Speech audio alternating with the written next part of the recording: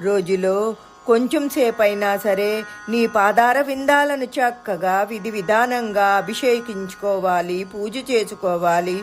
మరి కొద్దిసేపు వాటినే ధ్యానం చేసి భావ సమాధిని పొందే ప్రయత్నం చేయాలి.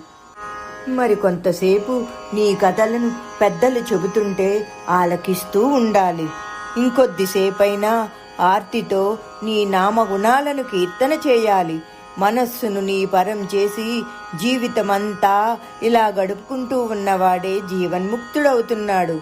అంటే నిత్యం స్వామి నామస్మరణలో ఉంటే మనకి జీవన్ముక్తి లభిస్తుంది. అంటే ఇక్కడ జీవించి ఉండగానే ఓ ఉమామహేశ్వర, నీ సాయుధ్యంతో సమమైన బ్రాహ్మీ స్థితిని ఆత్మయందు అనుభవించగలుగుతున్నాడు. అవిద్యలో మరోసారి నిన్ను నెట్టెయ్యను అన్న పూజ